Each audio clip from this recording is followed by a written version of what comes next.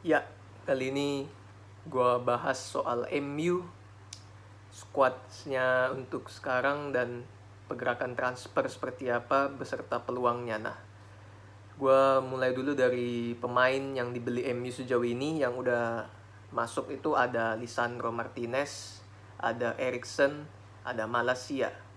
That's it, baru 3 pemain yang udah main di MU dan mereka itu kehilangan Pogba, Lingard, kipernya Henderson di loan, Pereira, Matic, Mata, banyak lah mereka buang dan mayoritas pemain cadangan. Nah, jadi MU tentunya kan semua tahu Erik ten Hag yang menjadi pelatih kepala dan terlihat memang membawa positive vibes di MU sendiri yang bagaimana dengan pemain yang sama Ten Hag pegang dengan di musim lalu. Sebelum pemain baru ditransfer, permainannya lebih semangat, lebih atraktif untuk dilihat. Dan memang karena kehadiran Ten Hag yang membawa positive vibes di timnya dan juga di ruang ganti tentunya. Nah, sekarang masih mengincar satu orang yaitu Frenkie de Jong. Frenkie de Jong masih abu-abu, bisa iya bisa enggak join, tergantung bagaimana dari De Jongnya sekarang karena dia menuntut gajinya di Barca untuk dibayarkan sesuai dengan janji yang sudah dikatakan berapa tahun yang lewat lah. Nah, karena dari Barca kan sudah menerima dia pergi tapi dia nggak mau pergi, jadi gantung. Feeling gue sih De Jong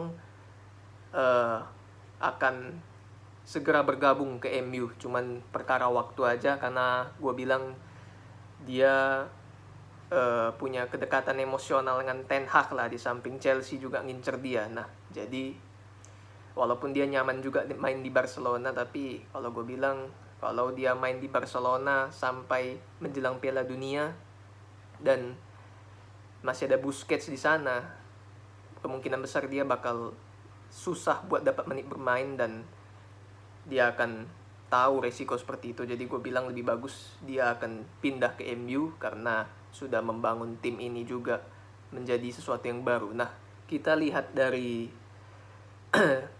pemainnya ya, dimana De Gea masih di situ kiper dan ada kiper tua satu si Heaton 36 tahun. Nah, kalau dari kiper memang ya De Gea, of course kalian semua tahu performanya gimana, dia yang paling konsisten di musim lalu yang begitu drop penampilan MU. Dan memang sudah ada perubahan juga dari De Gea-nya, bagaimana dia di match di bawah Ten Hag sekarang sudah bisa memainkan kakinya dengan bola. Pada saat Ole pegang di musim lalu dia langsung long ball ke depan, kali ini dia diajarkan untuk bisa build up dan sudah bisa main pakai kaki sekarang. Jadi modern lah kipernya. Jadi itu hal yang bagus selain karena memang refleksnya dia oke gitu ya. Terus di belakang itu Maguire masih jadi kapten dan gue bilang ya Maguire gue bilang sih bakal bangkit ya karena dia udah 29 tahun, udah senior lah, kecuali kalau dia masih muda, usianya masih 22, 23 mungkin bakal kena mental, tapi gue bilang sih dia nggak bakal kena mental sih. Apalagi Ten Hag masih mempercayakan dia sebagai kapten, gue bilang bakal bisa bangkit lah di keterpurukan dia. Apalagi ada Piala Dunia, pasti dia ingin menunjukkan bahwasannya dia itu masih bisa bermain di tim sebesar MU. Lalu Avaran, terus ada Lisandro Martinez di sana, postur 178 tapi center back. Dia punya speed, dia punya visi, bisa build up dari belakang ke tengah, jadi DM juga. Dan tentunya skemanya ini Ten Hag bisa sangat fleksibel memainkan dia. Asumsi De Jong nggak jadi, dia bisa bermain di situ, opsional. Jadi gue bilang Lisandro ini pemain yang bagus lah buat MU, berbakat. Jadi sangat beruntung MU mendapatkannya dan nilainya cuma 50 juta. Dan Lindelof, ada Eric Bailly, kemungkinan terlalu menumpuk di belakang bakal ada yang dijual ya. Jadi mungkin bisa saja Bailey atau Lindelof salah satu dijual. Phil Jones mungkin bisa dijual juga, terlalu menumpuk. Dan Di belakang itu masih ada Luke Shaw dan juga Malaysia yang baru gabung. Luke Shaw gak punya speed tapi dia bisa kasih passing yang terukur, dan Malaysia bisa overlapping di posisinya wingback sesuai dengan kemauannya Ten Hag. Nah, jadi memang banyak sekali pemain pilihan di belakang untuk Ten Hag memainkan berbagai strategi ya. Bisa bermain dengan 3 back, bisa bermain dengan 4-3-3 misalnya. Jadi fleksibel, dan stoknya sekarang ini sudah lebih merata lah.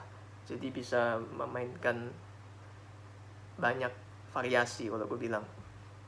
Nah, di bek kanan itu MU ada Bisaka dan Dalot. Gue bilang ya kurang ya bek kanannya. Makanya mereka sebenarnya incer si Timber dari Ajax, cuman Timber udah perpanjang kontrak, jadi nggak tahu apakah MU akan cari yang lebih cocok dengan skema Ten Hag. Dan gue bilang sih bakal dijual bek kanannya salah satu. Dan Teles kabar terbaru juga udah resmi dijual ke Sevilla karena memang udah persaingan ketat di sana ya. Jadi bisa dibilang lini belakang di posisi center back udah oke lah, cuman di back kanan mereka masih perlu cari pemain yang bisa bermain cepat ya, yang bisa bermain maju dan punya visi tentunya. Nah, lalu di tengah MU itu ada Eriksen ya, sangat bagus karena gratis juga. Terus Fred McTominay. Nah, Fred ini tentunya tidak layak bermain di MU karena memang dia tidak mempunyai cara bermain yang pakai otak ya. Jadi lebih mengandalkan etos kerja. McTominay pun sebenarnya kurang bisa mengangkat di MU kalau gue bilang. Jadi sebagai pelapis masih oke. Jadi kalau dijadikan pelapis masih iya. Jadi misalnya De Jong yang join akan sangat penting di MU karena dia bisa menjadi ruh permainan MU di lini tengah. Dia bisa menjadi support yang baik untuk memberikan permainannya, menyokong pemain-pemain lainnya di depan maupun di sekitar dia. Jadi itu sangat penting peran supportnya De Jong itu. Jadi akan sangat penting untuk MU kalau dia join di tengah. Selain ada Van de Beek juga yang akan dipakai oleh Ten Hag, tapi masih butuh waktu untuk memperjuangkan starting 11 tentunya, karena dia sudah berapa musim di MU tapi belum menunjukkan kualitasnya karena lebih sering dicadangkan dan dipinjamin pun belum bisa membuat apa-apa. Jadi ya kembali lagi, Ten Hag itu pelatih yang punya karakter. Dia gak akan pilih kasih terhadap pemain yang dia pernah kerja sama ataupun dia kenal gitu ya. Jadi dia akan benar-benar adil lah kalau gue bilang. Dan Bruno Fernandes juga Bruno Fernandes menjadi attacking midfield. Jadi kalau misalnya MU selama ini selalu bertumpu pada Bruno Fernandes sebagai kreator, sekarang udah banyak pilihan. Ada Eriksen, ada Van de Beek nanti, terus misalnya De Jong kalau jadi. Nah, jadi bebannya itu lebih tersalurkan lah. Jadi MU memang punya kedalaman yang bagus untuk musim depan, dibilang seperti itu ya. Di depan ada Sancho, Rashford, Elanga, Greenwood belum ya, terus Martial juga yang lagi bangkit, dan Ronaldo. Nah, kalau di depan ya Rashford oke lah ya, lalu ada si Sancho juga oke. Terus Elanga yang kurang sih, Elanga kurang bisa ngikutin lah, pas-pasan lah skillnya.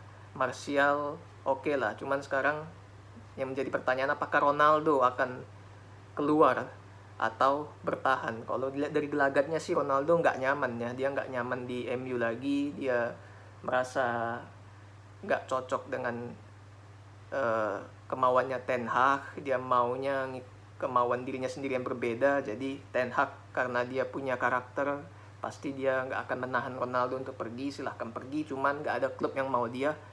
Munchen nolak, Chelsea nolak, Atletico pun nolak. Jadi masih menjadi tanda tanya besar Ronaldo apakah dia akan cabut. Menurut gue lebih baik dia pergi, karena dia bertahan pun kalau nggak bisa ngikutin dan bisa merusak ruang ganti akan jadi kerugian besar. Dan gue bilang sekalipun dia punya nama besar itu, Erik ten Hag gak akan peduli. Karena tidak ada seorang pemain yang lebih besar dari sebuah klub di mata ten Hag, karena dia punya karakter, itu yang bedanya. Jadi lebih bagus dia pergi karena masih ada nilainya, dan usia dia memang udah 37 tahun, memang fisik dia masih prima, tetapi tentu saja niat dia untuk memberikan segalanya kepada tim dengan mempertimbangkan ego dia tentunya akan menjadi kendala nanti di ruang ganti terutama ya. Jadi menurut gua MU masih butuh striker di depan jika Ronaldo cabut, karena Martial gak bisa sendirian di sana. Striker tajam. Rencananya mereka mau ambil Sesko, cuman masih belum jelas.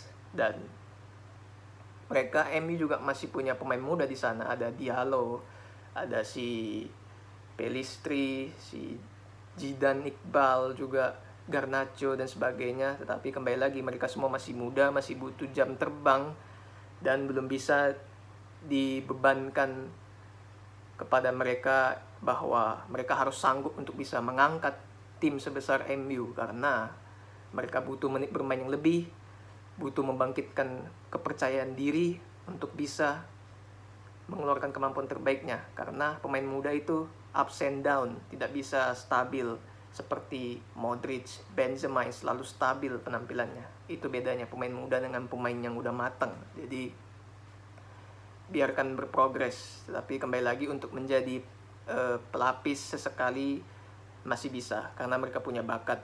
Tetapi kalau untuk dipercayakan 90 menit tentunya masih belum bisa diterima karena konsistensi pemain muda. Nah, itu dia. Jadi overall apakah MU dengan squad seperti ini sementara sebelum transfer window ditutup bisa bersaing untuk menjadi juara? Tentunya kalau dengan kedalaman squad seperti ini ditambah dengan pelatih yang mempunyai skema bermain dan juga karakter, MU sangat bisa untuk bisa bersaing di Premier League, mengganggu dominasi Liverpool dan City menurut gua. Karena kalau seandainya pelatihnya tidak punya karakter, tidak bisa menguasai changing room seperti Ole, ya praktis pemainnya bakal sesuka hati, seenak jidat, bakal nggak akan peduli terhadap tim. Tetapi ini Ten Hag, Bung, jangan main-main. Erik ten Hag punya karakter, punya skema bermain juga yang variatif, dan gue yakin Ten Hag bisa membawa MU menjadi tim yang kembali ke habitatnya lah ya, untuk bersaing juara kembali seperti 10 tahun yang lewat. Nah, jadi sekarang tinggal menunggu waktu.